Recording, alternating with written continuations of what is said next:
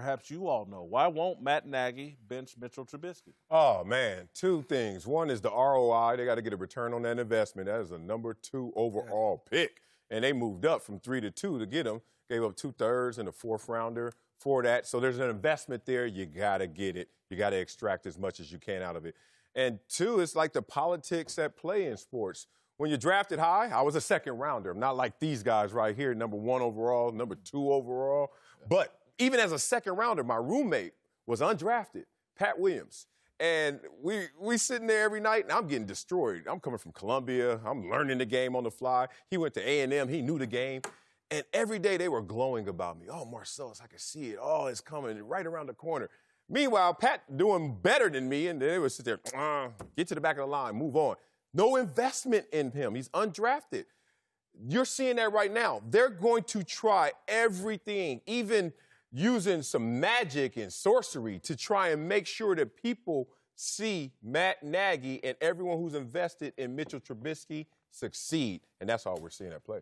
I agree with you. And I think the worst thing for Mitch right now is to be benched. You know, he's in his 3rd year. You know, like you say, he's an investment. And for some quarterbacks, it takes time. But I'll say this. It's Matt Nagy's decision, and Matt Nagy is responsible for Mitch Trubisky. He's responsible for making sure that this guy can go out and play better than what he played yesterday. So what does that take? I mean, dumb down the offense? Maybe that's what it is. You got too much into the offense. Take something out. But do the things that Mitch is comfortable with so he don't go out and have just a disappointing showing like he did yesterday. I don't want to see him bench because I think that's the worst thing that you can do for a guy that's in a funk. He's playing with no confidence. How do you get him confidence? You give him things that he like. Make him feel good about the game plan and what he's doing. I've seen that happen too many times before. Nagy comes from under that tree. Make Trubisky at least a above average player within his next eight-game stretch. That's the best thing they could do. Then give it a full season, and then you can look back and evaluate and say, we can't move forward with this guy. But I don't think you get anything in putting Chase Daniels in there. I mean, it's the same type of and that's what I was about to touch on. I was about to touch on that. So my first point is a piggyback off of what you guys are saying. GM Ryan Pace and former head coach John Fox bring in Trubisky. Probably looked at him as the savior of John Fox's job, probably the reemergence and resurgence of the Chicago Bears. Now, in comes Nagy. It's promises, Whit. They made promises. It's not just an ROI. Nagy can't take him out because he made promises. And I'm going to tell you how you know it's promises. Because just like you said, to the second point, Chase Daniels, 11-year journeyman, never really transitioned into being a starter or a real franchise type of guy, a guy that could take your team to the next level. That's your backup.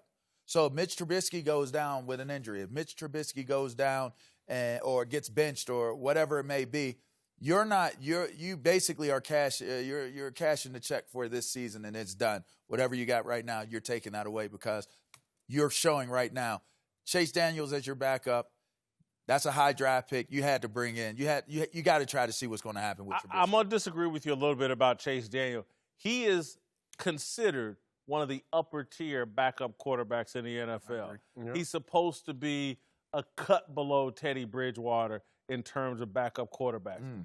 The reason to bench Trubisky, I think eventually is going to be, you're going to lose your locker room, man. The guys in that locker room, Khalil Mack and everybody else, they're not worried about the promises you made. And trust me, I'm sure Matt Nagy told in order to get the head coaching job, went in there and thought, what I'm going to do with Mitch Trubisky, that's going to be unbelievable. It's on. And he can't walk those promises back, and that's how they hook you in. So Ryan Pace has Matt Nagy riding in the same boat as him. Yeah. It's as if Matt Nagy drafted him. Yeah. Well, you told me you believed in it. You told me this and that was going to happen, and the offense you were going to run was going to be Mitch-friendly.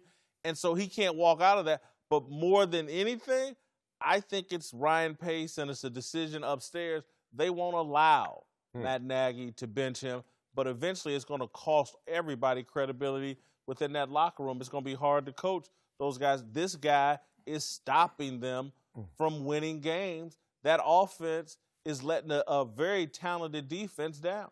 Yeah, it comes at you fast. Life happens fast. Let's just be real about Mitch Trubisky also. Last year, he won 11 games. Yeah, there you go. Last year, he had a top 10 offense, ninth in points. Last year, he had the number 1 defense. They were like, we were close. Remember the kick, the field goal, boom, boom, the double boink. Without that, they advanced in the playoffs. So he has equity to some degree. He has runway to, let's see which one is real. Last year's Mitch or this year's Mitch? Or this year's. Yeah, so, and then Chase Daniels, to your point, he's 2-3 as a starter. I was about to say. I mean, let's not act like we got evidence. Top tier backup. When we seen him out there, you're the backup quarterback. Yeah, but he was a starter. Teddy Bridgewater was a starter. Right, and a winning starter. Right. So John Gruden, what we say a month ago, laughing at him. Now all of a sudden, hey, John Gruden.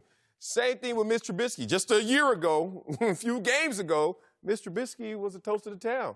How things change so fast. Yeah, I feel bad for Matt Nagy because I hate that he's in this position where he got to make a decision on a guy that he just inherited, as a coach. And look, when you're a talented, offensive mind, you feel like you can take any guy and make him better.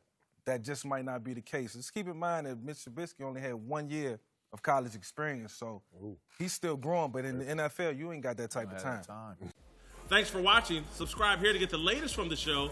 And be sure to check out more of the best clips from Speak For Yourself or go watch a few segments from our other shows on FS1.